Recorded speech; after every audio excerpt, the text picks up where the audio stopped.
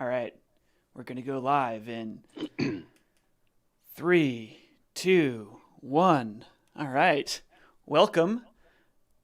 Here, we'll put both of us on screen. Welcome, Dave. Dave Howdy. Farina. Yes, It's good thanks to for have having you me. here. So, you are a YouTuber and you are now an author. This is your first book, right? It is my first book, yeah. Is this Wi-Fi organic? I love that title. That is hilarious.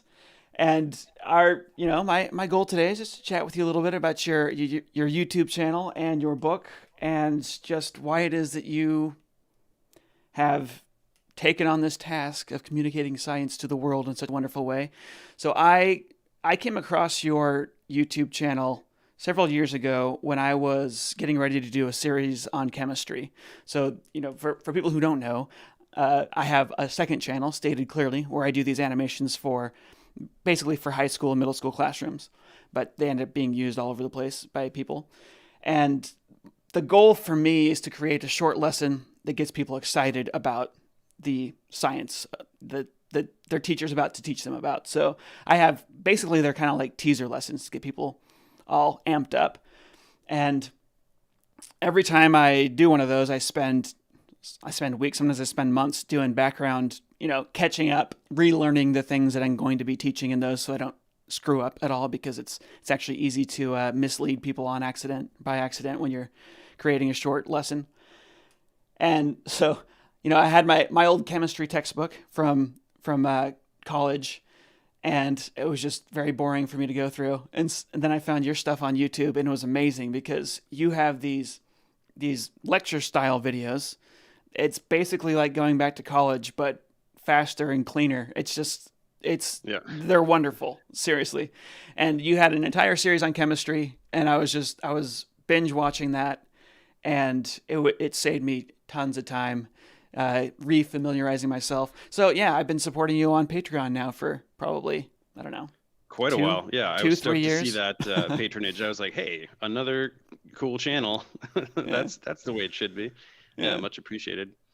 Yeah, so yeah, I've been following you for a long time, and then recently you started doing. So you've how many major topics have you covered in your lecture series? Oh, I don't know, between 10 and 20, I think. Yeah, I mean, I've gone through the major biological and physical sciences, and now I'm branching out far, far beyond that as well. So, Yeah, um, yeah, it's a pretty ambitious endeavor. I'm nothing if not ambitious, but I do intend to cover essentially every academic subject, even non-science, over the next few decades. But yeah. I saw you just I didn't watch it yet, but I saw you just uploaded a thing on like political history. You well, I have an American history Yeah. series, so I did those. I actually had those written by someone else in like 2017, and I recorded them all in 3 days. But they were so long and such a pain to animate that I put them off for so long, and I just kind of did them in small batches. So I've been releasing one a month for like 4 years, and Yeah. now I'm finally on like Clinton and the last couple of ones. I'll Yeah. be up to date with that soon, but that's been a long time. But then, yeah, like in terms of non-science, I have somebody writing me economics. I have, there's some other stuff in the works. Um, so definitely still science centric, but Yeah. I am starting to move into other areas as well. Yeah, and it's amazing how often you're able to publish, because some people will publish every day or multiple times a week, but their stuff is crap. Your stuff Hmm. is so well, like, thought out. Well, I don't if understand not, how you're doing this. yeah, if not crap, I think the people that post so frequently are usually doing sort of like they're writing on a tablet and they're just sort of like Yeah, they're basically doing a live tutoring session. So that's like your Khan Academy or your organic chemistry tutor, those kinds of people. I'm doing not quite like such elaborate animations as like a crash course or something like that. right. It's more in the middle. So they're very, very rudimentary, but I do want that kind of clean aesthetic. But yes, I mean, to be frank, I work an absurd amount. I Yeah, work yeah, many, yeah, yeah, most of my waking hours I'm making this content. So. yeah. It's very obvious that you are incredibly busy. So, and now recently too, you started delving into debunking videos and debate videos. I saw you've done. I actually haven't watched your debates on flat Earth, but I've seen that you've been doing them. So you're starting to tackle some of these expanding Those heavy hitting topics issues. like the shape of the Earth. Yeah.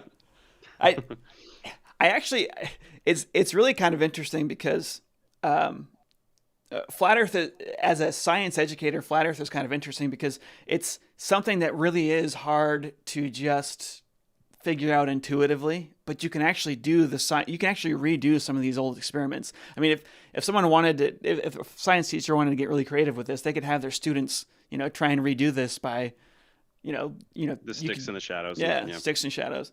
And it's, it's really interesting that this is happening. And I try and imagine like 200 years into the future, if our species still exists, like technology might be so advanced that maybe one of the things that we would spend our time doing is the average person wouldn't be able to contribute at all to science because we're going to have computers that are doing that, right? Mm-hmm. Or something. And maybe what the average person will be doing is redoing old experiments and re-exploring. Yeah. So this is kind of like sets for adults. Yeah.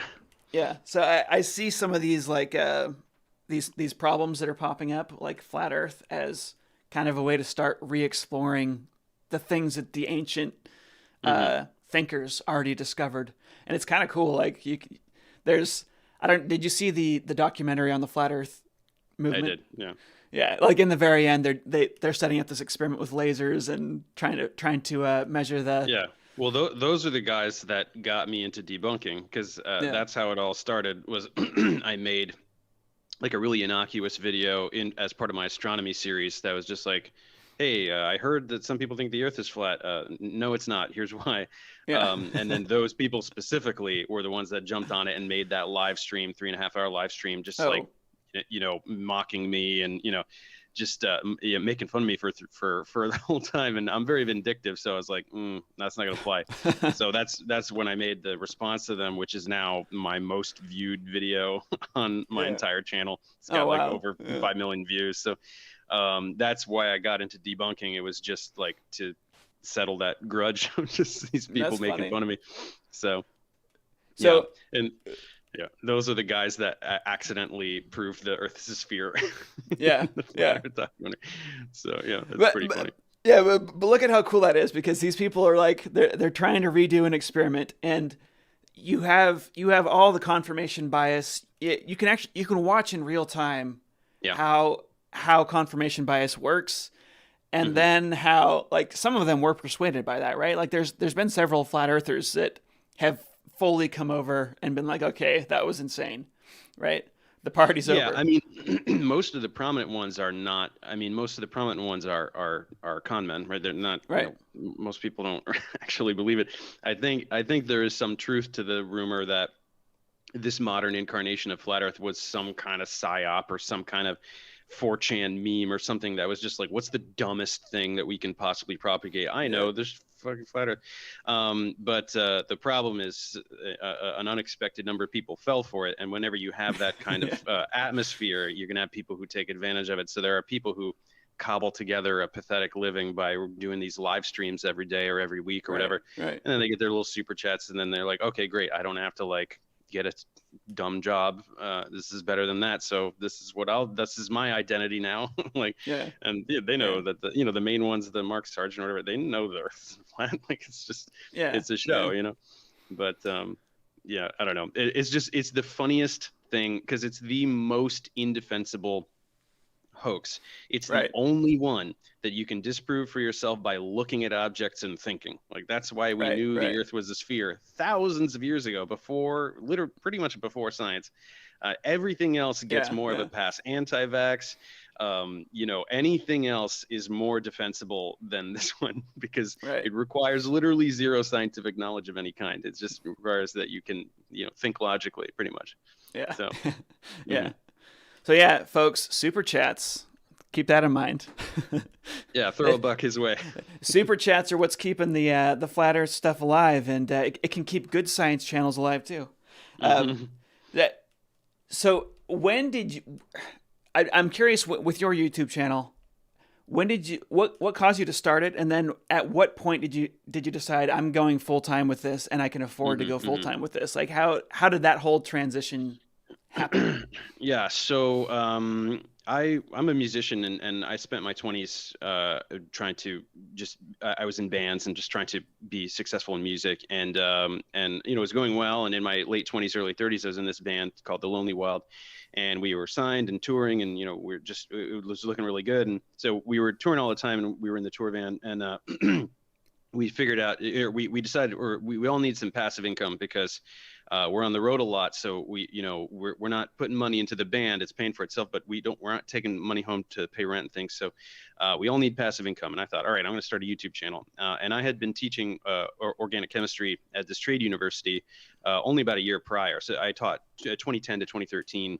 And so I taught that course many times, and I got good at lecturing that content. And this was only a year after that. So I had all those lectures fresh in my head. I thought, all right, I'm going to deliver my OChem lectures to camera, and I'm going to put them on YouTube and have a little branding and make a little channel, and we'll see what happens. Maybe I'll make some money.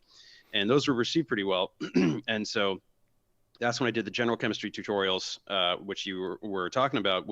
Then I did, green screen, some basic animations, and those were received well also. And so then when the band kind of wasn't working out, as it turned out, in around 2016, I kind of had nothing left, and I still wanted to, and actually currently today still intend to do art and make music and have that be the focus of my life. But what I was left with was just I had this channel that was starting to come up. I had about, I don't know, 20,000 subscribers or something like that at that time. Yeah.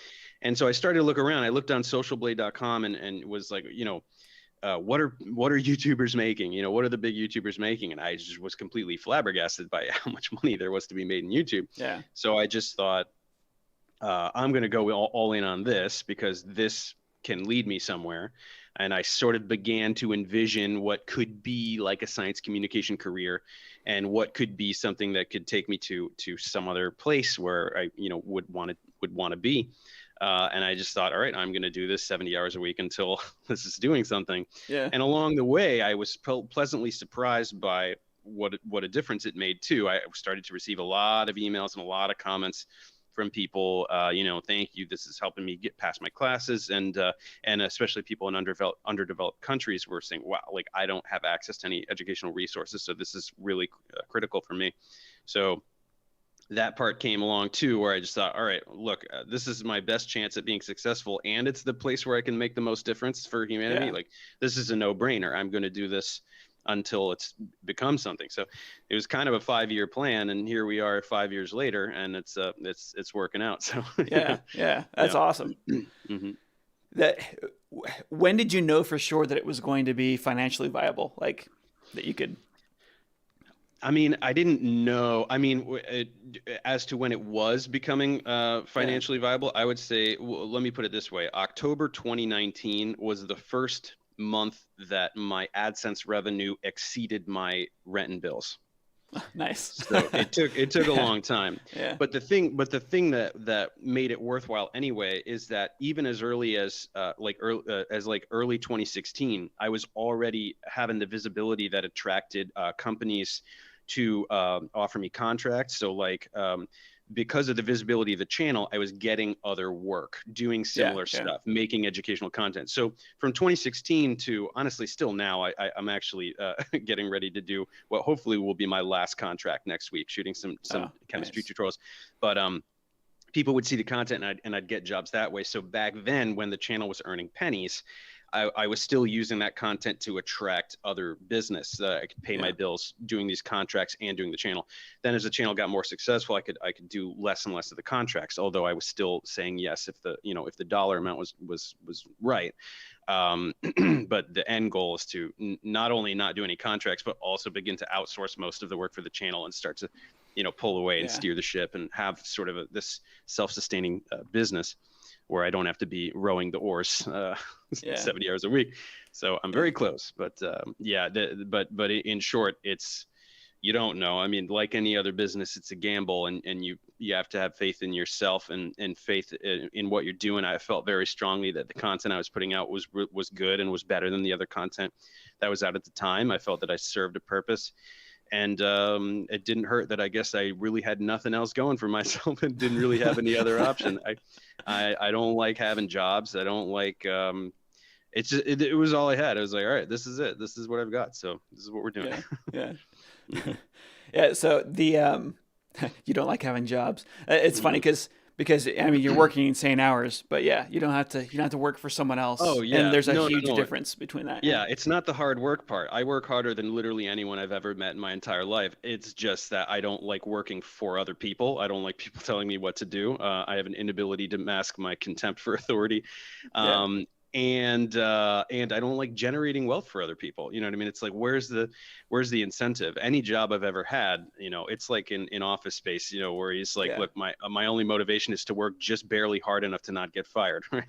That's how I feel when I'm in any job. But when I'm running my own business, of course there's incentive to work harder. The harder I work, the more successful the business gets. So I work like a maniac.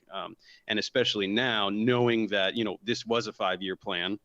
And it has taken precisely 5 years to get to this point where I can now maybe hopefully start to pull back and hire people to do certain tasks and things. But, you got to do it. You got to put that time in if that's what you're trying to do.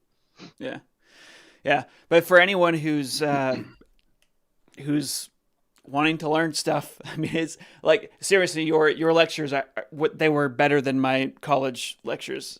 They were quicker, they were more to the point, and they were as accurate, so it was awesome going through that and finding your channel. So I mean, that is why I support you. I got a question in the chat saying, do you take questions from the audience? And the answer is yes. If you do, at stated space casually, I'll see that. And then if you add a super chat, I'll see that even more because it's like big and bold on my screen. But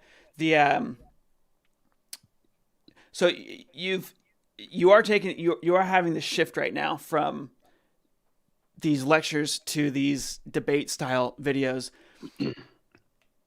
Do you feel that basically, so there's just teaching is this sort of nurturing role, right? And then debunking is this sort of aggressive role. Do you feel like does it change the rest of your life at all when you get into a debunk mode? Does it affect the rest of it? Yeah. Well, I mean, it doesn't affect me so much personally. Other than that, it brings out certain aspects of my personality that maybe I wouldn't put at the front, at the forefront of my life as much. More, what it does is it just the attention it attracts and the volume of trolling and combative people and misinformed people. I mean, that is a big shift. For 4 years. I had almost zero negative comments on my channel. It was just, oh, thank you, I'm studying this, blah, blah, blah. Once a couple times a year, there'd be like, you're a, pharma shill or something, whatever. I'm like, haha, that's ridiculous. Now, I mean, hundreds of comments per day of nonsense. And so, you have to make that decision with yourself, how much you want to engage with them. And I engage way more than others do. Others completely ignore them. I figure if I'm going to get in the trenches, I'm going to get in the trenches, And so, I do not make too many friends with that behavior. I'm definitely those that I debunk and those who fall for those that I've debunked do not like me, not one bit. And what are you going to do? If you're committed to changing the narrative and rehabilitating public perception of science, you're going to rub up against that, and you just got to make peace with that. So that's what I've done. Yeah. I mean, a lot of the videos on Stated clearly are about evolution. And so I would say at least half of my comments, and I'm not being competitive. I'm just teaching how evolution works. Yeah. And at least half of my comments from the start have been people who were just enraged. So I guess you started with chemistry and biochemistry, but you have an evolution series, don't you? Well, I have evolutionary biology content in my biology series. Yeah. Yeah. Hey, were you seeing negative comments just from that? Not much, not much, because here's the thing. They were so like keyword specific. I mean, like one of them has the name Darwin in it, so that would attract Yeah. them. But in general, they're very specific topics within evolutionary biology that maybe go under. It's not like somebody's talking for an hour about why evolution is true and why creationism is wrong. I mean, that's going to attract them. But for a while, no, there was not really too much activity, even on those academic tutorials either. It wasn't Yeah. until, now at first it was flat Earth, but then yes, lately I've been delving into, young Earth creationism and anti-science zealots in that realm, and then other, I have a bunch of flavors of pseudoscience that I go after. Yeah. And Yeah. now it's become a little bit of a passion of mine. So Yeah. One of the questions I'm getting in the comments is about origin of life, which you've been tackling a bit here. mhm. He says, I was wondering whether you favor metabolism first or genetics or something like RNA first with That's origin a of life. That's a little too subtle for me to answer with any kind of confidence. I mean, I mean, you obviously know, and some others know what's been going on with James Stewart lately.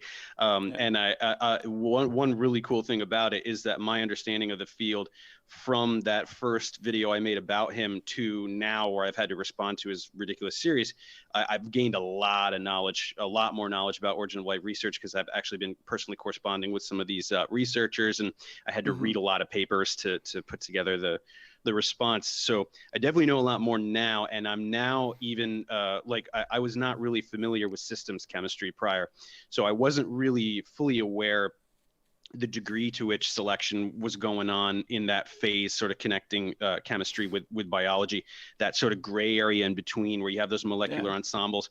And so while I am now in a position to sort of conceive of these competing hypotheses, metabolism first, genome first, things like that, I'm definitely not in a position where I could like weigh one above the other. That's not really Yeah. my Yeah. place. I don't think I could say, but I'm just excited to be in a place where I can read papers on those topics and like Hmm. kind of understand them, Yeah. Yeah. like Yeah. pretty Yeah. much get what the paper's talking about, and start to see how much is going on in that field that Hmm. even science minded people aren't really aware of. So a lot of people who watch those response videos were like, wow, thank you. Like, I had no idea that origin of life research is so sophisticated and how much we've been doing in the past Right. 20 years. So that's been fun. But yeah, unfortunately, I can't really give too much of an educated response to that question specifically. Yeah. Yeah. And actually, it kind of depends on what you what is meant by first. If you're asking what was the first thing to undergo true Darwinian evolution, so descent with modification acted upon by natural selection, then it's it's kind of like, well, chains of RNA are really good at that. They're really good at doing that, obviously, but we might need some sort of metabolic type system before we can get chains of RNA in adequate numbers to actually start something like the Mm-hmm. RNA world hypothesis. So it kind of to even answer that question, you have to know what it is that you're asking a little bit more, which yeah, it takes a lot of Yeah. it I gets mean, messy. the shortest answer is probably that the RNA sequences and peptides co-evolved in tandem. And some of the Right. peptides probably had some kind of metabolic activity. Some of them operated on the RNA. There's a lot of activity, but you get these little protocells, and you get interviewing Lee Cronin for a lot of that stuff was really fascinating, because he was Yeah. talking about protocell replication without a genome. So that sort of stuff just shows you how you kind of just need mechanisms by which all of these polymers are forming at random, and then Yeah. you need vesicle formation, and then you need replication, or protocell replication, and then you just in a rough way have this situation where you have nature rolling dice trillions and quadrillions of times, Yeah. and then interesting ensembles occurring, and then something self-propagating in a statistically significant way. So that's my slightly more educated than before, but still not fully comprehensive of the entire field take on it. You know what I mean? Yeah. So, Um, so, final question about your YouTube channel. What types of videos are getting you the most attention? Like, what is the stickiest? Are people liking? Are people coming? Like new people coming to your lecture series, or are the most new people coming to watch you fight with somebody? oh, it's definitely both. I mean, Yeah. still although a lot of the debunks get a lot of attention, the viewership is still dramatically outweighed by my academic Yeah. tutorials. I mean, it's simply because there are so many more. Right? I have over 1,000 videos on the channel, only about 20 of which are debunks. Yeah. So obviously I mean, there's a lot of people who don't even know I do the debunks because they just come for their calculus tutorials or whatever they're learning, and they have no idea that I'm getting into the muck with this other stuff. But definitely, I mean, I'm actually pretty shocked. I actually just went through a recent uptick with the flat Earth stuff because YouTube started putting one on the YouTube homepage for a bunch of people. I don't know exactly what happened, but YouTube started pushing one of my flat Earth debunks like crazy. And so I just got this huge spike for all of my flat Earth debunks, which is there's like 7 or 8 of them. And I was just like, wow. I mean, I'll take it. But it's like, I have other content that's more interesting than this. But people find it very amusing, I guess. But so I don't know. People love the flat Earth debunks. I think they just like how salty I get and how very clearly fed up I am with this particular brand of stupidity. So it's more entertainment for rational people, I think, than anything else. But, and then people are like, "That's my teacher." Right. For like me. It's weird to see Dave, who taught me about chemistry or whatever, ranting on flat Earth. Yeah. So some people are very amused by the two different sides of me, I suppose. Yeah. Right. So now I want to talk about your book. And so, is this Wi-Fi organic? Is the name of your book? What's the subtitle? I don't have it pulled up. A guide to spotting misleading science online. Yeah. So this book, I just finished it probably 3 days ago. So I got the audiobook and I got the digital version. I find I usually need to like hear and then also read to recap some parts. So I've been. How's my voice sound? Oh, well, it's great. It's like, this is like when I'm watching his video. And I was really glad that you actually read your own book, which they didn't want me to. The publisher was like, "Hey, so we got a great voice actor. Did you blah blah blah?" And I was like, "Wait a minute, I'm doing it, right? I assumed I was doing it. Why would I not do it?" And they're like, "Well, that's typically not how it's done." I'm like, "No, I don't care. I'm reading this is ridiculous." Like, and then I had to submit an audio sample to the people doing the audiobook, and they're like, "Okay, fine, he can do it." Typically authors don't do it, but I was like, this is not acceptable. This is like, it's me being like a little bit sassy. Like, it's not going to make any sense if someone else is reading this. Yeah. So, no, I really like the fact that you were the person reading it. Plus, I told them that. Yeah. And your viewers, I think, because I think most of the people who are going to buy your book. Oh, do you think that most of your audience is new for the book, or most of your audience is your audience going and buying your book? I mean, at first, mainly my audience, just because, it's not like I'm selling these things like hotcakes. Like, it's not, I'm not, pushing the New York Times bestseller list or anything. Definitely so far, it's been mostly people, either people who are already subscribed or some of my more recent debunks. I plugged the book at the end of the debunk. So if you found my channel through my anti-vaccine debunk or my quantum mysticism debunk, and then you saw that plug at the end, you thought, oh, this video was really thorough. Maybe I'll check out this book. Right. So some people kind of newly to the channel, but then through the channel, finding getting the book. But yeah, I don't know. Hopefully it's something that I can, sell more and more, kind of like my videos. Like a lot of my videos I'll publish, I'll get a couple thousand views right away, and then nobody cares. And then randomly later, there's a huge spike later. So hopefully I'll sell a lot later on, but I'm not quite yet of the stature where, I'm not as prominent a science communicator as like, Neil deGrasse Tyson or something. He'll sell a ton of books, of course. So. Right. We'll Well, see. I want to try and give my elevator pitch. Sure. Well, we'll see what you would add here. So Hmm. this book, it teaches people how to use the principles that have been developed through science. So the tools that scientists use when they're doing their actual science, just to use those and unleash those on any claim that you might hear, either from a marketing company or like some thing that your aunt posted online that's scary about a vaccine or whatever.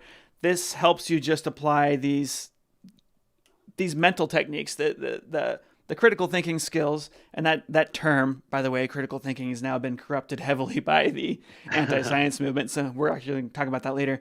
But it helps you use these scientific critical thinking skills to just probe the claim that's being made and figure out if it's legitimate or not. And you also splice in a bunch of little lessons about chemistry and physics and biology, and it's just beautiful how it all came together. Thank you. Yeah, it is about the mental techniques and stuff like that, but it is also very much about just the rudimentary knowledge, because let's face it, if you don't know the very basics about what molecules are and how they behave and what cells are, and I do have to throw in those very, very basic lessons on chemistry, biochemistry, biology, physics, because without it, you have no hope. You have no hope Yeah. of comprehending these topics. So in a similar vein of my channel, I try to ultra condense it. So, what are the most important things you need from high school chemistry in 15 pages? You know what I mean?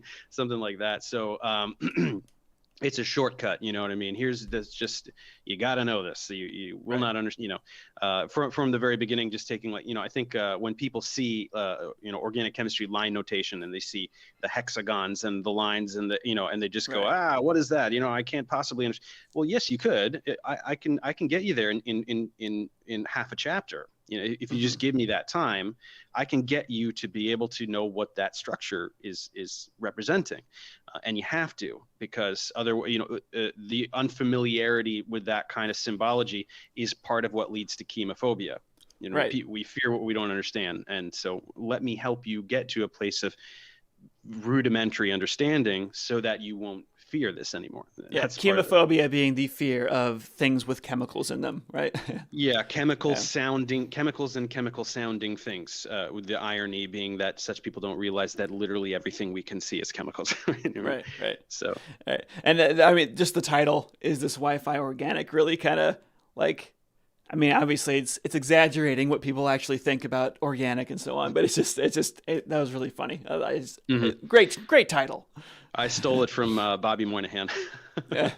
It's his drunk uncle SNL character. So what had happened was I was brainstorming titles for the book, and so I did a big brain dump. Bunch of keywords, bunch of possible titles, and then I picked my favorite dozen or so, and I gave them to the publisher, and they said, "Oh, this is funny. Is this Wi-Fi organic? That's funny." And then I thought about it. I was like, "Wait a minute, where did I didn't come up with that?" And then it hit me. I was like, "Oh no, I stole it from that," because he has this great character. But then I told them where it's from, and they're like, "Oh, it's fine. It's going to be totally fine." But I was like, "We have to use this because it's just too perfect." It absolutely embodies that. It's a playful jab at the target demographic of the book. You know what I mean? Right. So yeah, I had to use it. Yeah, that's great. So a lot of the science was overview for me, except for some of the physics, because physics hasn't been really my thing. It's I learned some physics in college, but that was a while ago. Mm-hmm. For people who are like really new to chemistry and cellular biology, I definitely recommend getting a form of the books you can read, because like I was perfectly fine listening to everything except for the physics part. That's when I was like, I'm gonna buy the book, so the written copy, so that I can actually get the diagrams. Yeah, get the diagrams, and then like stop and go back and read through some parts. So I would recommend for anyone who's not super familiar with chemistry and biology to get the book, so that you can see all the diagrams and everything. But yeah, this was just great. I mean, it's really simple. The way you've done it, you stated it very clearly. So you've simplified things as much as possible without ruining them.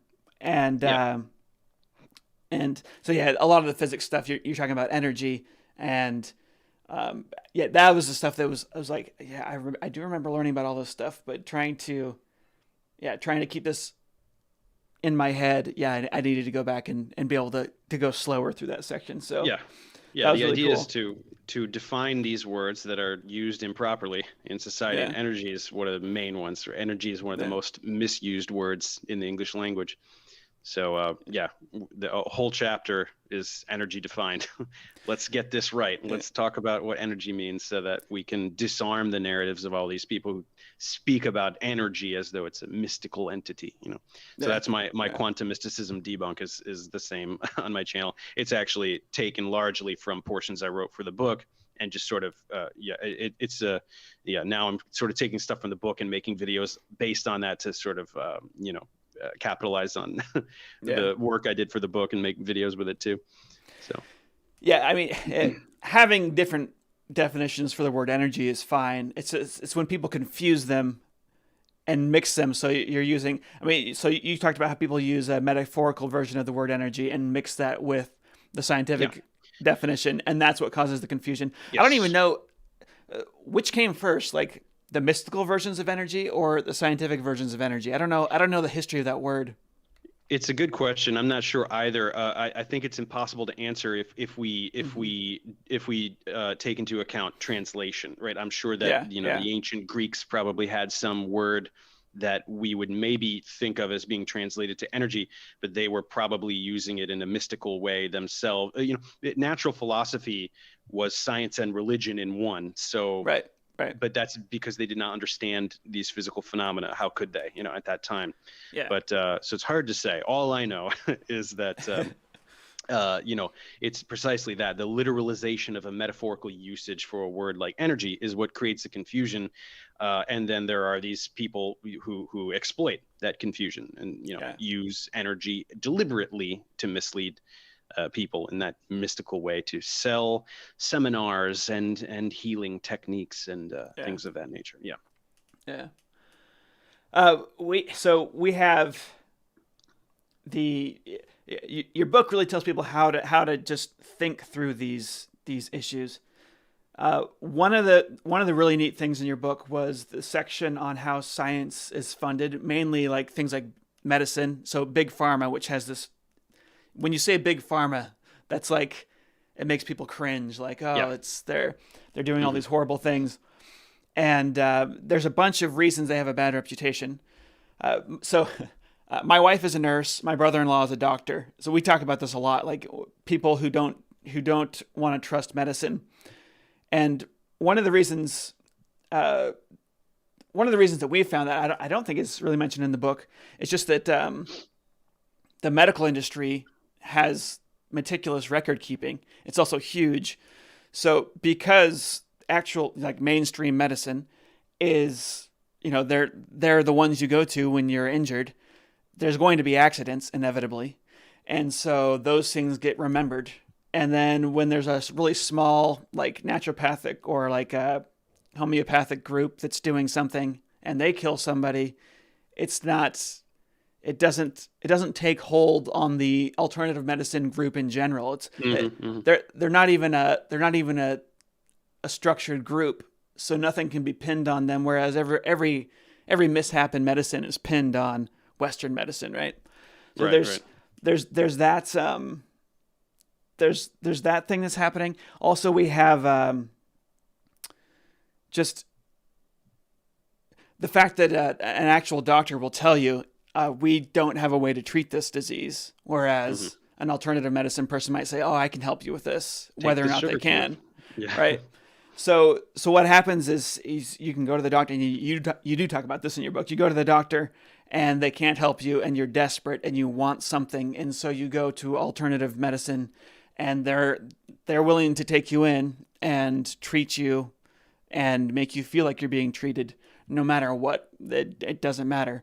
So there's a lot of reasons that people start to hate big pharma and modern medicine, and then one of the big reasons that people are disgusted with big pharma is all the things that we see with the money. They're charging this much for this medication, and they have this patent on this, and in the very start of your book, the way you had talked about it, I thought that maybe you would actually be attacking that more. I was like, I'm curious how he's going to go into this. And then in the actual section on big pharma, you had just this brilliant explanation or just dissection of how this is all funded and why things work the way that it does.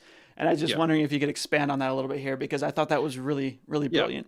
I mean, all those, I mean, there are some ways that you can criticize big pharma. You know, you can talk about how they bribe doctors and stuff like that. You know, they, like any other huge industry, there are unethical things that can happen. But most of the major talking points that are against big pharma are completely misled. So, you know, price points, profit margins, that the profit margins are higher, you know, generally what, 15% or, you know, 20%. And the thing about patents, I mean, all of this is completely invalid criticism, right? There is no other industry that takes on such immense financial risk as pharmaceuticals, because you can spend $1 billion on a target and end up empty-handed. There's no other industry that does that. If you make a luxury chair, I say in the book, and you're not selling it for this really high price point that you hoped, because you spent all this money on advertising and thought, oh, I'm going to make everybody think this is the best chair ever, and they're going to pay all this money, and then they don't. All right, well, cut it in half, cut the price in half. Now you'll move some products, and you'll recoup at least a partial investment. Drugs don't work like that, right? If you there are so many points along the process of drug development and drug production where it can just blow up in your face. Either you went for the wrong target, right? You identified a target and you did all the work to develop the drug, and then you found out that it's actually not addressing the you know, what's going on biologically. You can get problems. You know, you develop the synthesis, and then when you try to scale up to industrial amounts, you run into some kind of problem, or it's just, you can waste so much money, and only 1 in 10 drugs, or 1 in 20, or I forget the exact statistic, make it to market. So they have all this money to earn back. So that's why the profit margins are the way they are. And then the same thing with the patents. You need to be able to patent this kind of work, because, you know, it would magnify the risk 100-fold if you could put all of this work into development, and then somebody else just kind of snatches your intellectual labor right from under you and beats you to the market with your own drug. I mean, this stuff needs to be patented. So, but in general, people don't. So I do spend a lot of time talking about that and dissecting how drug discovery and how drug development works. But beyond that, I also need to talk a lot about just like what a drug is and what a molecule is and how we synthesize molecules, because people have this conception of Dr. Frankenstein tinkering in his lab, making an imitation of nature, which is just ridiculous, right? You know, nature makes molecules, we make molecules. So I think there's a lot of trepidation around things like the word synthetic or the act of chemical synthesis. That this is where we get the scary man in the white lab coat trope. And that is very easy to diffuse, and that's what I want to take a lot of work towards diffusing.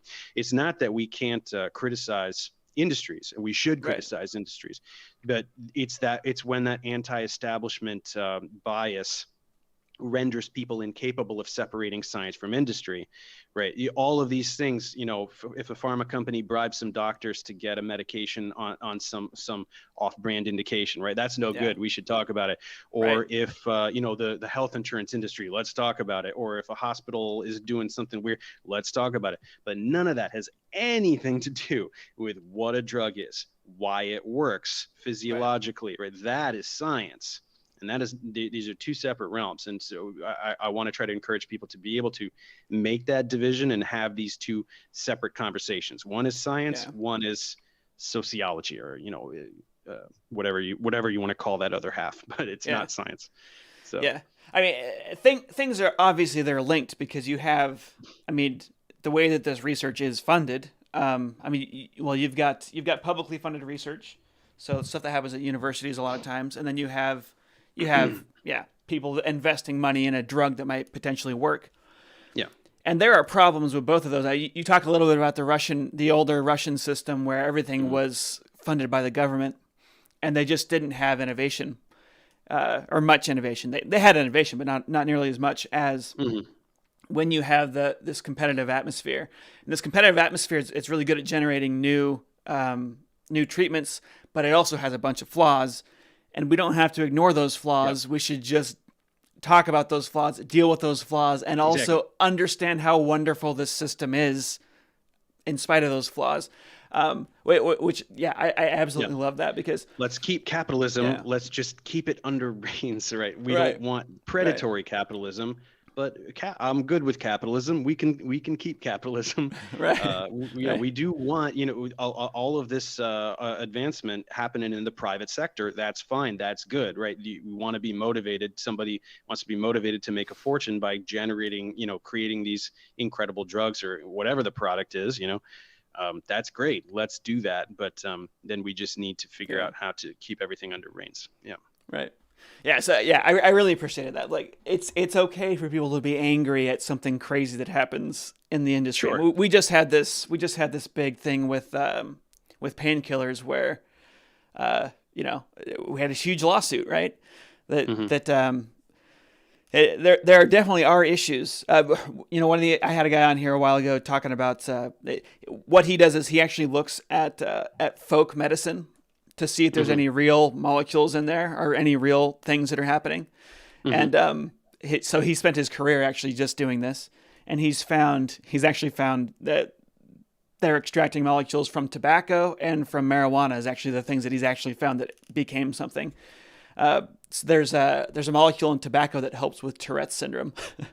They're still doing experiments on that to see if they can actually use it as a medicine. But it was folk medicine, so people are smoking cigarettes all the time. They're like, oh, this helps me with my Tourette's. And he's like, I'm going to take this seriously and look into this and figure out what's happening. It's really interesting that this style of finding new drugs. But he had a medication for Alzheimer's that it actually extends, and all their research, the efficacy research, it's safe and it works. It'll extend your brain for about 3 years, the use of your brain for about 3 years. So it's definitely not a cure. It's a Band-Aid. But the molecule is so common and so easy to produce, and he screwed up with his patent. And so he ended up getting it patented before he started some of the major research on it. And the patent was going to run out. He screwed up on the business side of it and made the entire drug not financially viable. And he couldn't get funders excited about it. And so we really do have situations where things that could be useful just don't get funding. And you mentioned in your book, you talk about the issue with anything that's not going to have a huge market might not get funded because it's just so expensive to do this research. So there definitely are flaws with this, but it's the best. It's horrible and the best thing that we have. So Yeah, and I mean, what you're saying about getting inspiration from nature, that's nothing new, right? I mean, herbalism, and all these earliest targets, morphine, salicin, we got them from plants. So plants and initially showed us what drugs are, but I like to highlight that whole demystification process of from a sacred plant to a sacred compound to then synthesizing it ourselves. And here you go. It's just a molecule, guys. So once you understand that process, you understand, what a drug is and what it does. Then it makes you it makes it a little easier to have this kind of conversation that you're talking about now in terms of what a patent is and why you would get a patent and what everything that's on the business side, and how it is just it is a completely separate conversation from whatever that drug, whatever that compound is in tobacco that's doing what you're talking about. It's a molecule. We can use it. Has a physiological effect. This is all scientific discussion. And then, profit margins and patents and things like that. It's completely separate discussion. Right.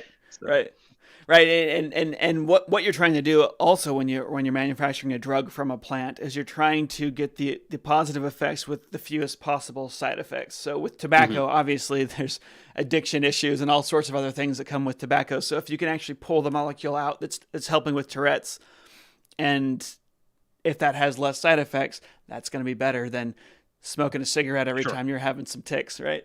Of course. So Yeah, taking that quinine is better than chewing on cinchona bark. right, right. Uh, Exactly. and one of the things that he told me, he said if something doesn't have side effects, it probably doesn't have real effects. So Yeah.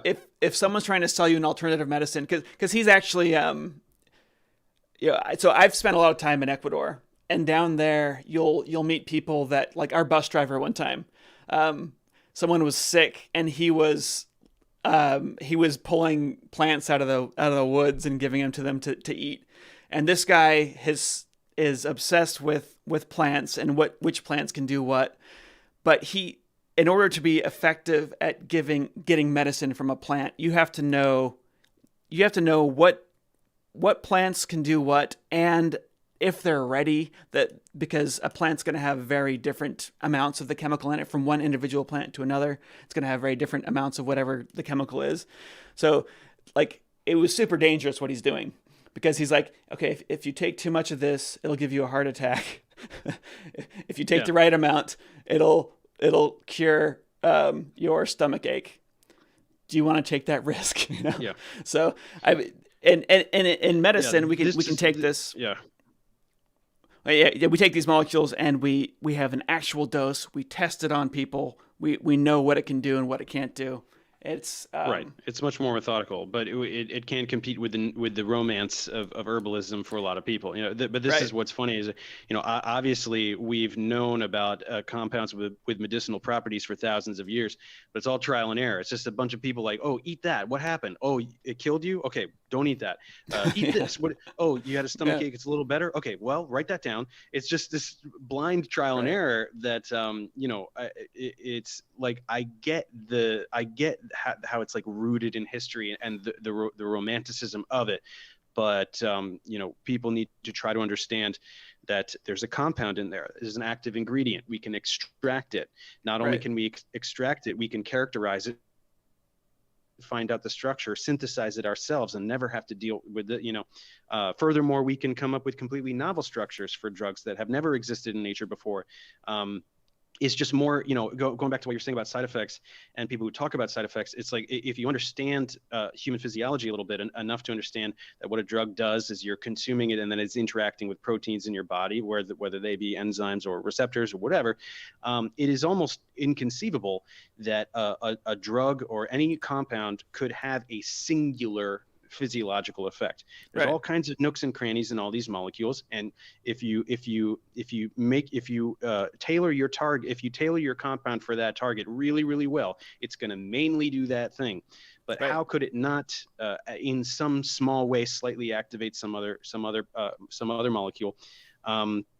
And so you're right. What you said, if it doesn't have any side effects, it doesn't have any effects at all, right? right, And that's what homeopathy is. I mean, it's water or sugar cube or whatever it is. It is not doing anything. It's a placebo effect. That's what you're feeling. So, right, yeah, my passion is just trying to help people get to that very rudimentary understanding of what a drug is, what it does, why it does what it does, et cetera, so that they can have a more educated stance when it comes to talking about these topics, and so that they don't fall for anybody that's wielding around. When you have an anti-establishment narrative, you're really easy to trick, because yeah, yeah, anybody that caters to it and says, look at what big pharma did. Well, I'm not that, and I have this other little mom and pop product to sell. Well, you're selling a product, and yeah, it's just yeah, people are easy to trick in that regard. And I would like to help them get to a more educated position. yeah, yeah. So I want to kind of cap off our discussion about the book by trying to apply some of the principles that it teaches to an actual question that I got. I got this last week in the comments. Someone was asking me, they're worried that the vaccine, the Pfizer vaccine, is transmissible. So if you get the vaccine, then it starts to emit things out of your body that can infect other people. And I looked into this because actually I had some family members sending me this as well, and then I had someone commenting on YouTube asking this, and so I actually looked into. I went pretty deep into the origin of this and everything, but so there is a growing number of people who believe that Pfizer has used their name brand to initiate a sterilization program where the vaccine is a secret undercover sterilization molecule. And once you get injected with the vaccine, it will start to transmit versions of it to everyone around you and make everyone else sterile as well. So, how would you tackle this? Oh my God. Where to even begin with the absurdity of sterility as a transmissible factor? But maybe to come at it from a non-scientific perspective, I would like to understand why anyone thinks that sterilization would be in the interest of anybody, let alone a corporation. Why would companies want to make there be fewer people to buy their products? Right. I'm not really sure what the motivation would be for anyone to want to sterilize anybody. I mean, if you want to go off the deep end with conspiracies, and companies wanting to control everything, they want more people to control and more people to make money off of. So even if you're going to entertain that sort of narrative, it's the precise reversal of how you would want to go about that. But then to go to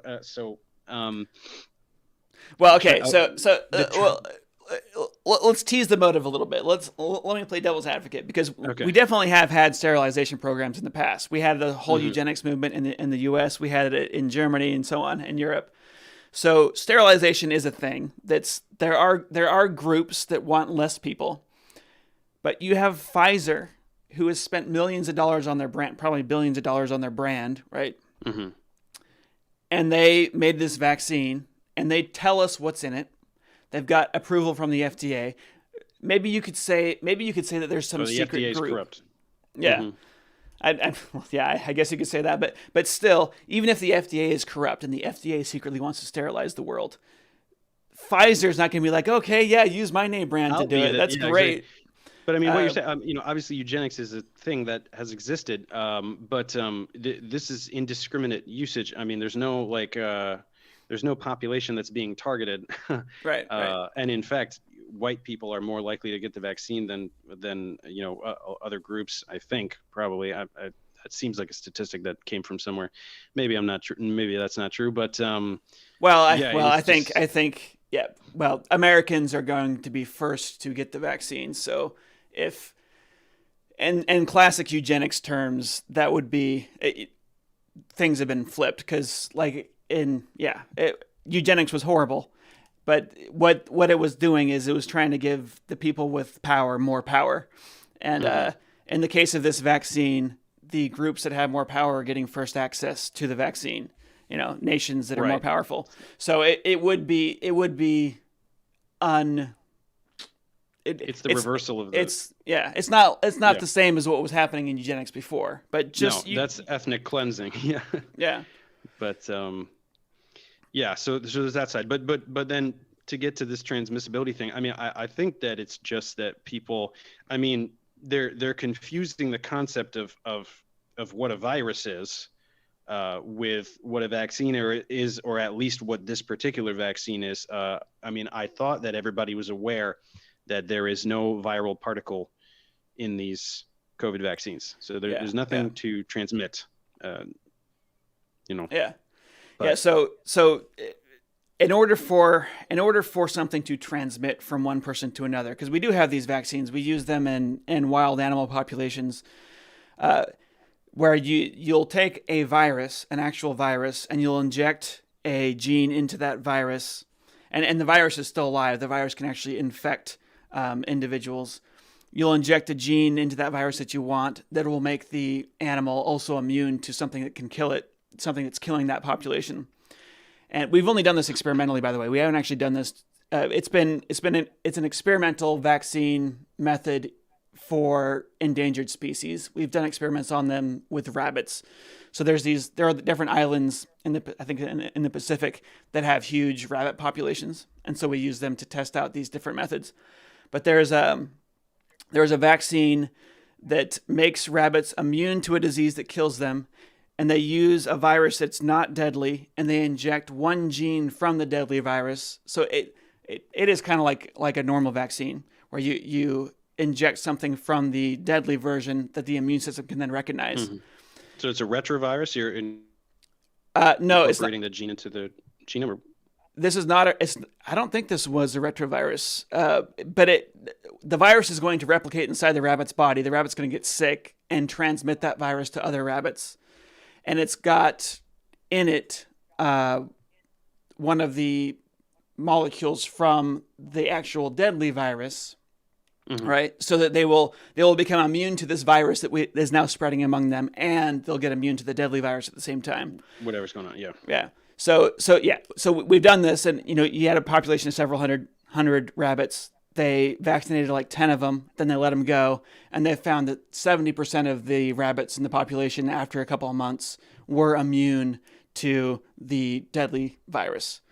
So this is something that exists, and this is something, a lot of times you'll find this with these conspiracies. They'll find something that exists, and they'll try and connect the dots. Like, distort it, yeah. Right.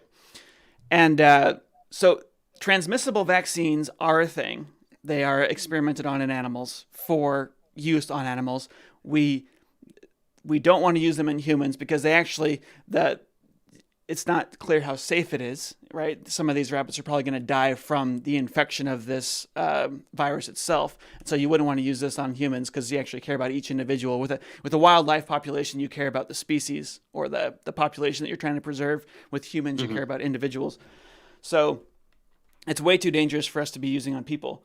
It's never been even close to being approved for use on people. Then if Pfizer was doing this, they would be lying to us. You have labs all around the world that can look at what's in a virus, and people do this all the time. Like my one of my neighbors did mass spec for a living, and she was French, so she's like super addicted to cigarettes, and she came here. Nobody likes it when you smoke anywhere. In Oregon is where we lived, so she had to go to e-cigarettes, and she was like taking all of the different e-cigarette solutions and putting them through mass spec to see what they're made of, to try and figure out if they're accurate on the labels and which one might be the best for her to be taking. So people who have access to labs, they do stuff like this all the time. If Pfizer had something in there that wasn't what they said it was, someone would have figured it out. Like, this is not it's not hard to do if you have the tools. Yeah, billions of these doses going around. Right. It's not. Yeah, we're not all just like, but I mean, there's no. But most importantly, there's nothing transmissible in there. I mean, I guess it's too much to expect everybody to know what mRNA is, but that's why you have all these science communicators putting up all these videos like, hey, here's what mRNA is, and trying to explain the basics of transcription and translation. But there's no virion. There's not even a envelope protein. There's no viral particle of any kind. So it's pretty easy to squash that one. There is physically no way that this virus could transmit from one person to another. And one of the things vaccine, this vaccine. One of the things, so I ended up tracing this back to Alex Jones' website, and that's where this whole thing was spreading from. I don't know if that's where it originated, but he picked up on it, and he has a pretty big megaphone there. So what he did is he looked at, there was a file for use by people who are administrating the vaccine. It says that if you have contact with the, I can't remember what the word was. I should probably have written this down before talking about it online, but with the test unit, if you have physical contact with the test unit, or if you inhale it, you should report that because it might have effects on you. And how they had interpreted this is saying that if you touch the person who got the vaccine or inhale their breath, then you need to alert authorities because you might be infected. So they just completely distorted this document to make it look like the individual can transmit it, when they were actually talking about if you inhale the actual vaccine itself, like the actual liquid, or like get it on your skin, that has not been tested. We don't know what could happen there. Yeah. So inform Pfizer that this has happened. So it was just That's the problem with misinformation, is just that you it's so easy to like make up something like that, like take one thing, yeah, distort it, turn it into this other thing, and then let it loose and confuse a bunch of people. Whereas correcting that requires this detective work that you're describing, right, where you have to sort through this mountain of nonsense, find this person is saying this, they got it from here, what this came from is they misinterpreted or deliberately lied about this original thing. Like, it's just so right, much work to expose the origin of the misinformation, 100 times harder than to just make something up and trick people. So it's right, just, right. that's the uphill battle. That's why we need an army of science communicators. Yeah, yeah. It's Yeah. amazing. And the other problem too is that the debunking is never as sexy as the scare, right? Like Right. it's terrifying. So there's a bunch of people on Twitter reporting that they're having like I'm a nurse, I give vaccines and I had a miscarriage. And so they're linking it to this, and then other people are saying, "Oh, I had my period is off or whatever." Like these are things that happen all the time, but also like with miscarriages, yeah, I think it's like 1 in 8 known pregnancies ends in miscarriage, but it's taboo to talk about. You don't talk about it usually when you have a miscarriage, so Hmm. the general public doesn't know how common miscarriages are. So Yeah. when people suddenly start talking about miscarriages, it sounds like, oh my gosh, correlation is causation, right? Yeah. And Same so with autism. people get scared. Yeah, we had this with the autism vaccine Hmm. scare, right? So it's totally understandable that this happens. It's going to happen naturally, and then you have financial incentives to poke it and expand it.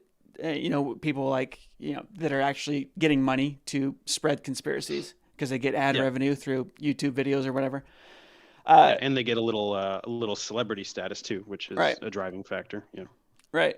So it makes sense that this is spreading, but yeah, it is so hard, so hard to combat. And what you've done with this book is you're giving people the base understanding that they need to know to really immediately understand. Oh, that claim's BS. Yeah, Yeah. obviously that's not true. Because 90% of it is like that. 90% Yeah, of it. I mean, I'm not an expert in any academic field. I know I know a lot about chemistry and a decent amount about other stuff, but some of these things that are out there that people are talking about are just so at face value ridiculous. It's so easy to dismiss if you have some science competency. Then yeah, there's always that last 10% where, all right, I guess we got to dig a little deeper. We got to talk to some experts. I don't know what to do. But just if we can get rid of that 90% of fluff that's just yeah, clearly this clear charlatanry, we'll be in a much better place. So yeah, yeah. yeah. I agree. There was a line in your book. Oh, did I put it in here? It was like genetic engineering is happening. So get over it and learn how it Learn about works. it now. Yeah, Yeah. learn about it now. I really appreciated that. Just that line too. Like we need to understand at least the basics of all of these things, and there is a problem with scientific progress in that the more advanced we get, the more things that we have to know about, and be the average person has to understand so that we don't get terrified by it, or so that it doesn't get out of hand. Because I And mean, manipulated. right. I mean, we really do have new dangers that never existed before. We have nuclear weapons now. We have the ability to engineer, nasty viruses. There's a growing number of dangers that scientific advancements are giving us, Yes. which does mean that we have to have more people who understand what's going on and can help police things better and police this conversation. Uh, so, yeah, I don't know if you want to talk more about the genetic engineering, expand on that, but Yeah, yeah. I mean, genetic engineering in particular. I mean, anytime I mean, I mean, there are two realms. There's the agricultural realm and there's the yeah, medical realm. And so the agricultural realm that ties into the whole organic craze and sort of the pushback against having science in your food and people not really knowing what organic means, and that actually in that realm, it's essentially a buzzword that kind of doesn't mean anything. yeah, But it's just it's a lesson in showing how people will align their behavior, their purchasing behavior, with these with these memes, with these linguistic trends. Everybody wants that word on the package, to the point where you can find in the book, I talk about how I've seen products like non-GMO salt. Yeah. What in the hell does that mean? It's not an organism. It doesn't have genes. There's no G's to M. Why is this on here? But this is marketing, right? I mean, people want to see the friendly label with the leaf. That means no science in here. And so organic Wi-Fi. Yeah. Exactly. That's right. why the book title is perfect for the book, because it's just sort of that person who is really, really devoted to aligning themselves with this buzzword organic, and yet really truly does not know what it means.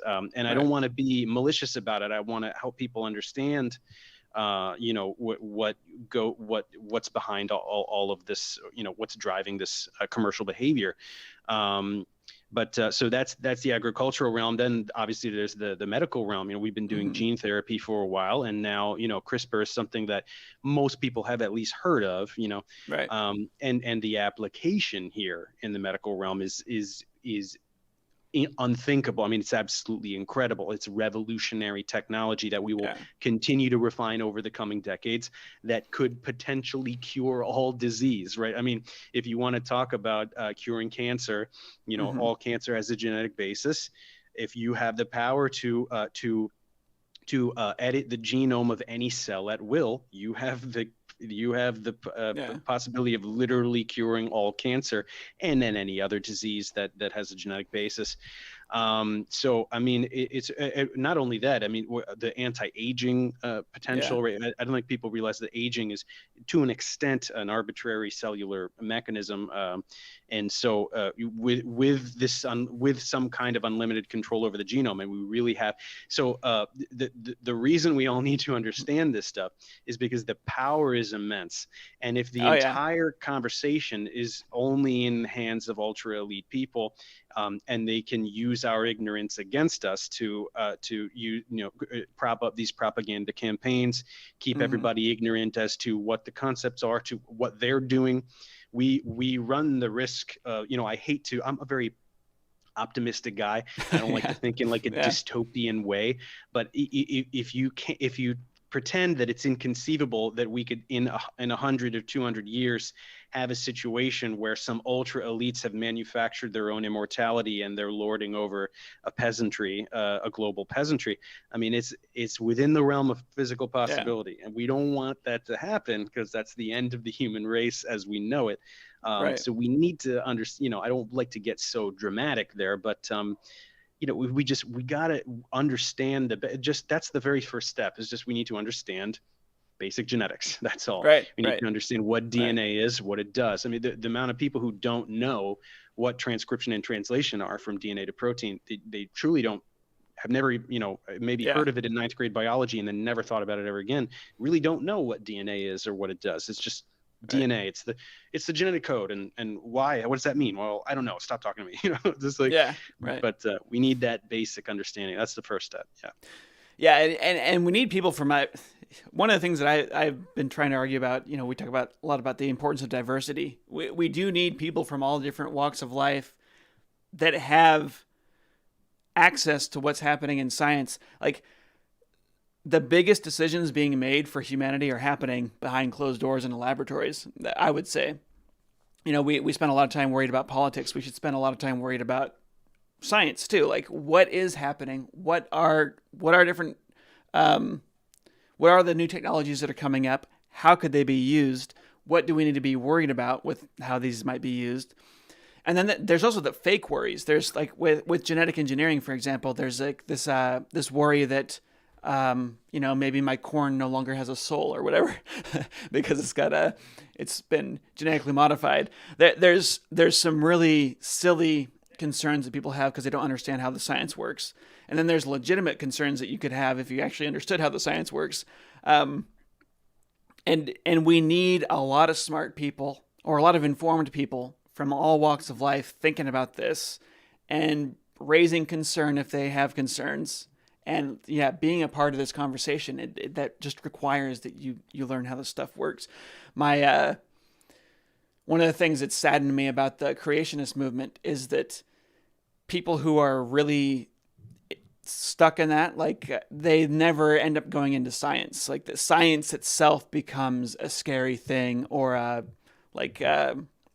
bad word.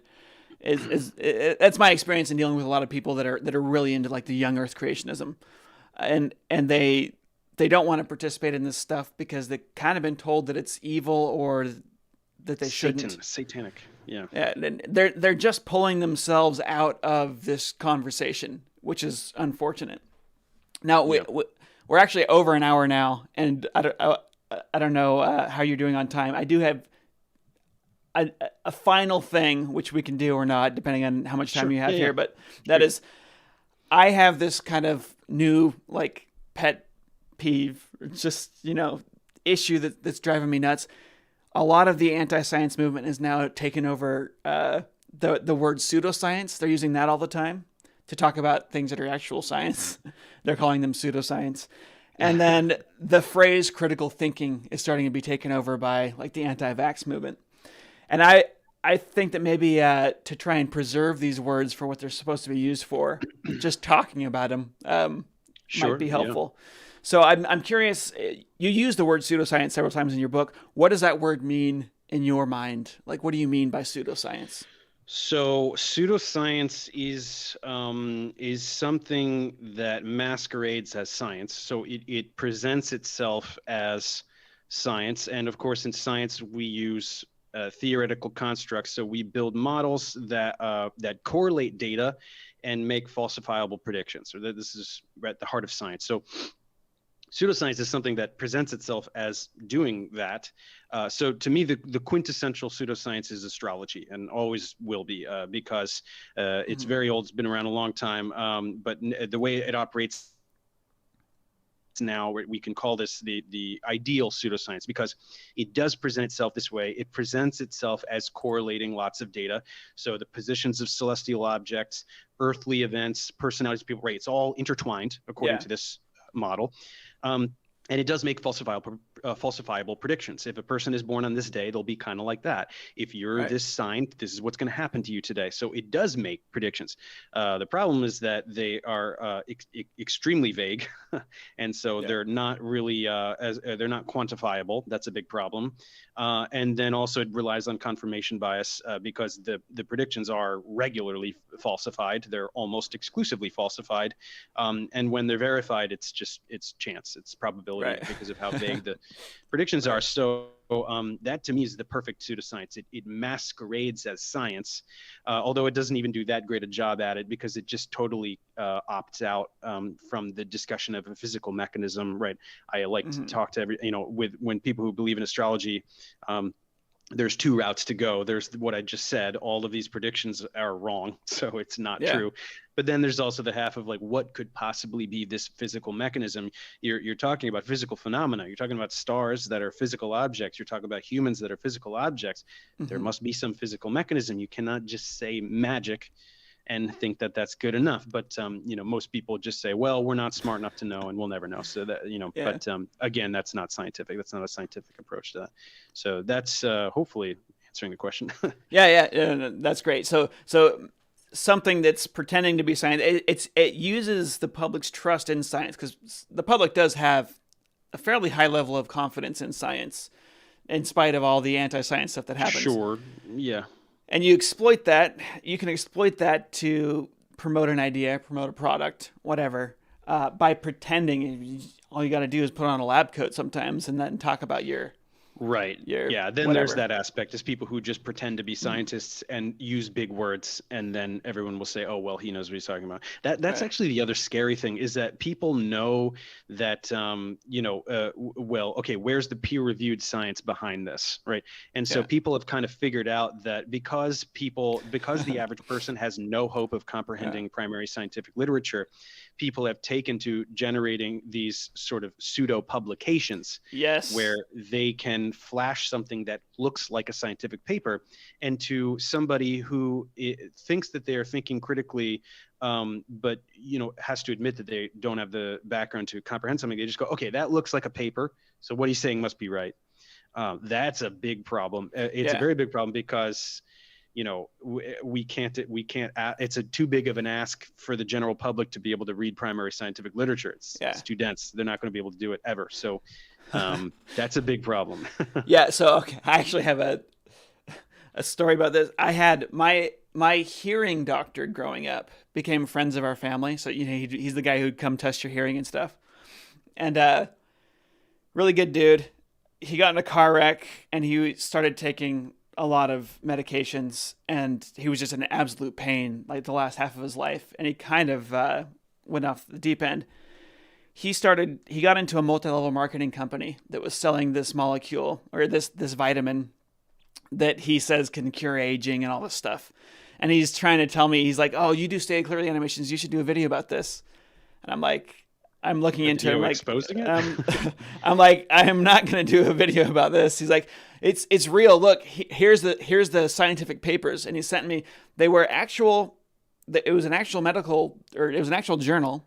I looked into the journal. They published a lot of stuff, but the experiment was taking this vitamin and putting it in a petri dish of cells. So like HeLa cells or something.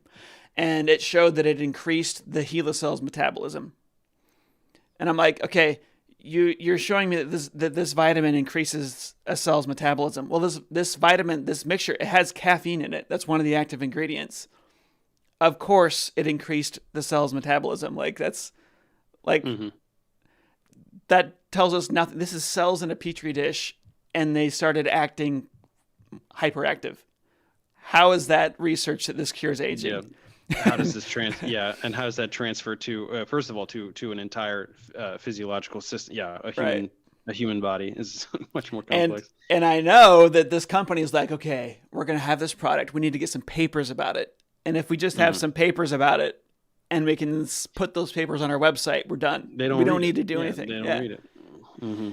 And I'm like, so yeah, we had a horrible conversation after that, but unfortunately that kind of ruined our friendship there. But the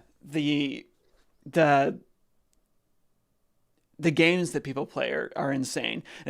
One of the things that actually, you said this in your book, you said that that alchemy, you talked about alchemy as being pseudoscience, and I definitely agree. Like modern styles of alchemy are pseudoscience, but there was a time when alchemy it would be proto-science, right? I mean, it gave rise to chemistry. Yeah, I think the quote was, I said astrology is to astronomy as alchemy is to chemistry. Right. And actually both of these things were proto-science, and that they were like, people were actually, the culture of critical thinking that we have now and the scientific method, that was starting to form in astrology and in alchemy. In the sense that astrologers were taking hyper-detailed data, were recording data regarding the positions of celestial objects to the greatest precision that they could at the time. Right. So that is scientific data. They were collecting data. They just weren't doing anything good with it. And in alchemy, if you like during the, what is it? They call it the Islamic Golden Age. You had all these alchemists that actually, they became very strict in how experiments should work. Like they invented a lot of the distillation tools that we still use today. So there were really huge advancements in these fields at one time. Then that got taken over by the whole field got refined. In the case of chemistry, we now call it chemistry instead of alchemy, which basically it was continuing the good parts of alchemy and getting rid of the woo-woo, right? Yeah, the transmutation and yeah. And then you had the same thing. You have a fairly similar thing with astrology and astronomy, right? Didn't it? I don't know enough of the history on astronomy to know where it came from, but was that actually birthed out of astrology? Well, Do you sure, know? yeah, because I mean, astrologers, as I said, were the first thing that had to be done was here's all these stars, here are these constellations, here are the Hmm. planets, here's everything, here's the cyclical nature of where they appear through the night, over the year, the yearly cycles, and all of that, and I mean, as to the specific point where you would begin to call it astronomy, I'm not sure. Certainly by the Copernican revolution, you're calling it astronomy. Hmm. I mean, I think you still call Ptolemy astronomy. I think maybe you call it astronomy because he was creating comprehensive models that Yeah. had predictive Yeah. predictive power. So geocentrism did okay for so long, or did what was dominant for so long because it did okay. Right. It did Right. okay at predicting the positions of celestial objects. It's just Yeah. that then all of these anomalies started cropping up, where we had to make all of these ad hoc things like the epicycles, and it became a mess where we were like, this just doesn't make any sense any longer. And then heliocentrism, boom, everything snapped back into place.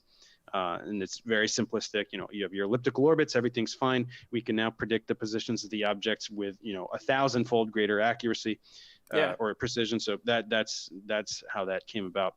I don't know the point where you would call one and then the other, but Yeah. yeah, it's very clearly a continuum of thought, and but with more empirical thinking and more success with the Okay. models, it becomes more rigorous, becomes more scientific. So.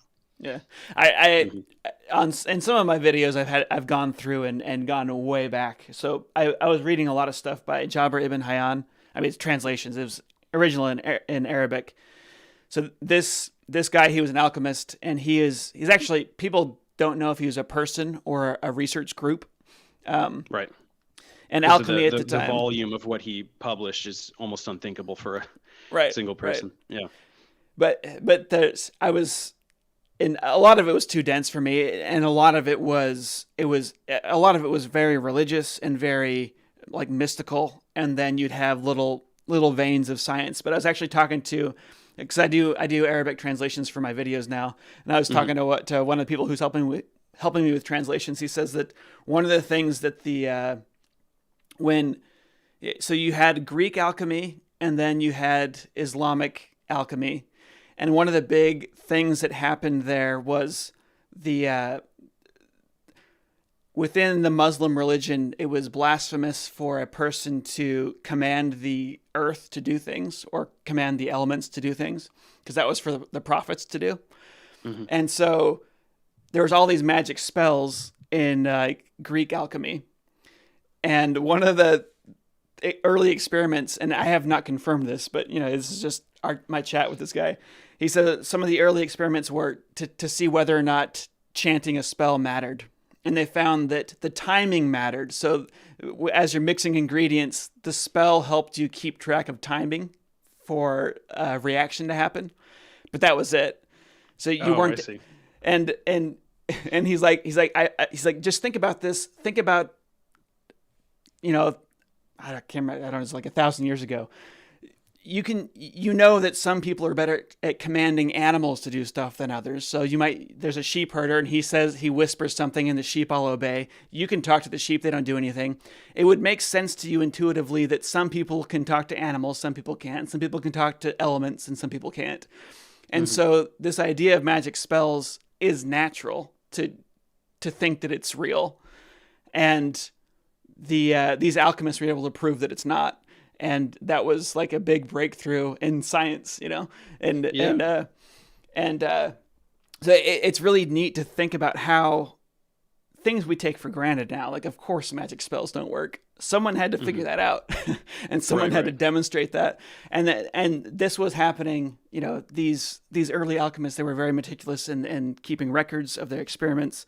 A lot of their stuff was secret as well. It's kind of like corporate sciences now, where you've got Hmm. patents and so on, because people are using chemistry and alchemy and stuff to maintain power. I'm the only one who can make this particular drink or this particular Elixir. explosion. Yeah, explosive. So yeah, it's so fascinating to look at this. But so there's Definitely. proto-science and pseudoscience. Nowadays, if someone says they're an alchemist and they're trying to find the whatever stone, That's Now it is pseudoscience. that is pseudoscience. Hmm. And then critical thinking. What does that mean to you? So I suppose critical thinking just means when you encounter information, not necessarily just accepting it at face value, trying to assess the veracity of it, try to examine who is offering the information, try to conceive of what kind of motive they might have or what their background is, checking up on, following up with the information that's been presented to you, looking at other sources and comparing and trying to put together, to the best of your ability, an informed opinion of any information that's presented to you, I suppose. Yeah, and it can be hard. It can be hard to come to a solid conclusion a lot of times. But yeah, Yeah, you got to try though. yeah, I it it really bothers me because the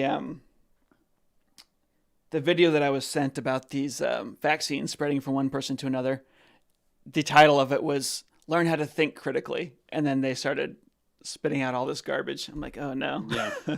oh no, like, Yeah, I mean it's really a mess. It's really a mess because there's misinformation of all flavors. There's right, misinformation that caters towards people who just want to hear the anti-establishment narrative and they'll gobble up everything you say. Then yeah, there's misinformation aimed at people who fancy themselves critical thinkers and maybe even are critical thinkers, but then it's a game of how can I package this information in a way that looks reliable. So this right, is what you were talking about before. I mean, these sort of these pseudo papers, to the point where if you can make your misinformation so dense that only an expert can debunk it, yeah, you've done very well, right, because the general public is not experts. So then you've turned it into a game of the liar versus the expert. Who are you going to trust? And then let's figure out a way to discredit the expert. They're in the pocket of so and so, et cetera. So you've turned it into this really dense game, which makes it much more difficult to deconstruct, as opposed to something that is just visibly idiotic to someone even without any expertise in science. yeah, So it's tough. It's, there is a lot of stuff out there that I don't really fault people necessarily for falling for, because yeah, it is so dense. But we got to yeah. try. Yeah, we have to push back on all that stuff. Yeah, people. So in the comments, there's been a conversation about being correct versus being good at debating. um, Yeah. like that, yeah, this is a problem. You can have really charismatic characters that just dominate in debates and are completely wrong, right? Um, Yeah. a friend of mine, he runs the YouTube channel Rationality Rules. He's got a really big following. He does a lot of critical thinking and videos based on that. And he's recently been doing a series about how his own thinking has changed. And I've talked with him on this one on one. He said that he's like, I realized I used to think that I was right about almost everything because I would win all these arguments. And it turns out I'm actually just really dominant and good at arguing. And so he's like recently I've been going back and rethinking, like I've been taking down videos and remaking ones and apologizing for some misinformation. Most of his stuff is awesome, by the way, but he had a couple of things where he was arguing really strongly for something that was actually not accurate. And so Hmm. it's been interesting seeing like him realize that about himself. Like he could just dominate a discussion, and that That's was interesting. Yeah. And he doesn't even have any malicious intent. Now right, factor in malicious intent to deceive. Then you have a right, real problem. yeah. So So yeah, it's yeah, tough I out there, initially, folks.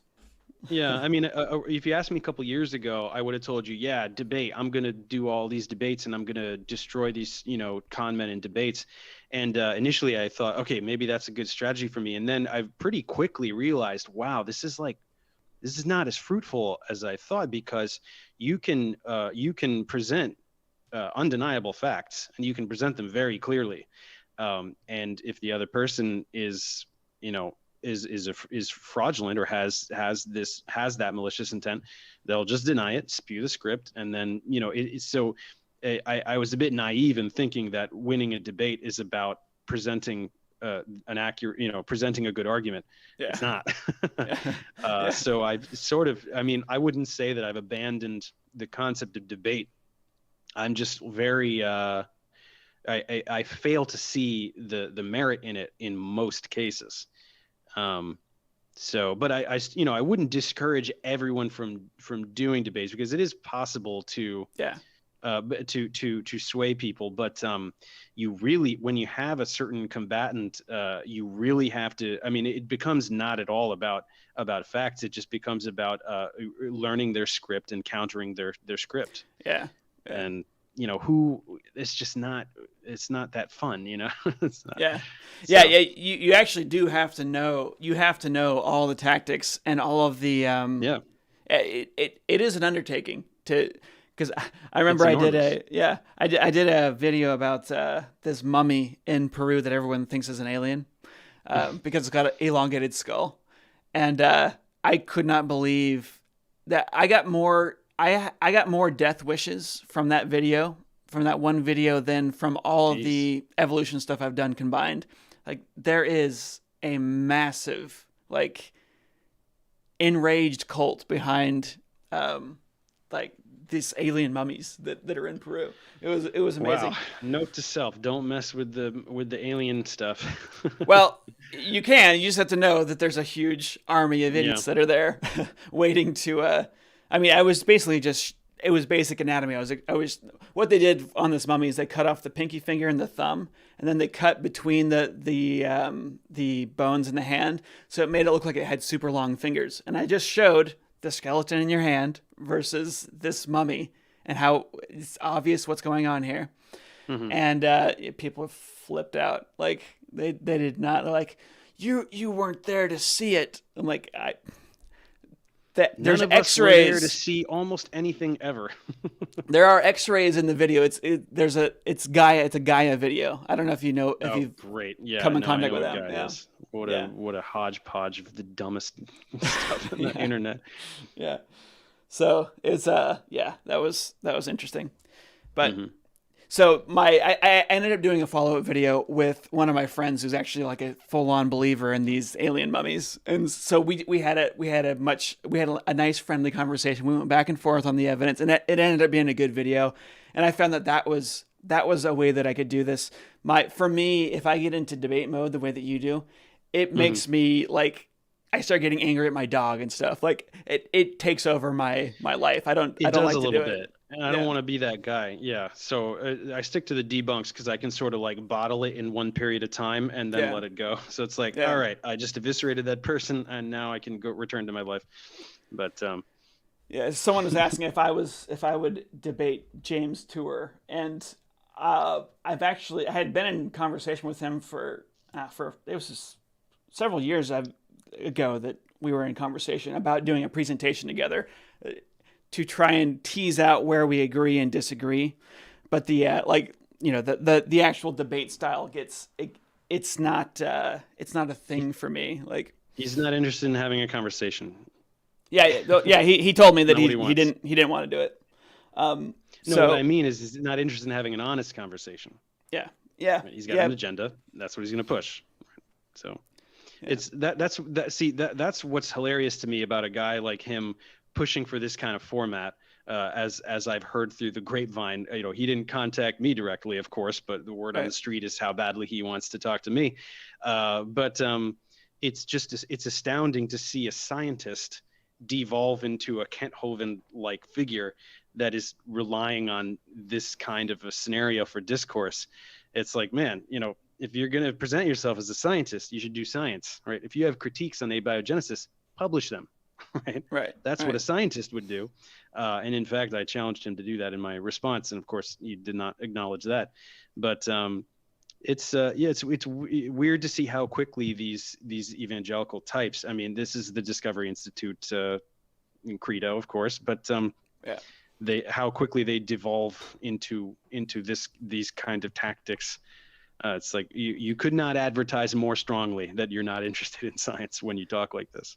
Yeah, and it's really unfortunate in the case of James, because I think I talked about this with you, that the years ago. So when I first started on YouTube, it was like when I first started thinking about doing YouTube. I think it was like 2010 or so.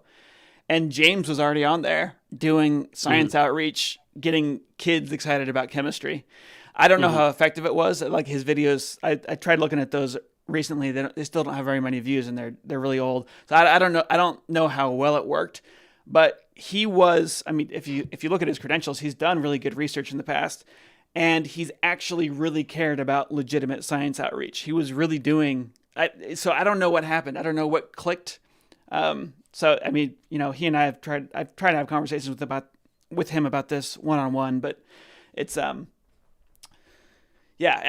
it's really unfortunate to see what's happened there. I just see it as like a good dude who's gone off the deep end, and I don't know what's going on. It's unfortunate. It's not a mystery. It's not a mystery. Well, this is what religion does to an intelligent mind. Yeah, so. But it is a mystery that it would go this hard so quick. I mean, it's very unfortunate.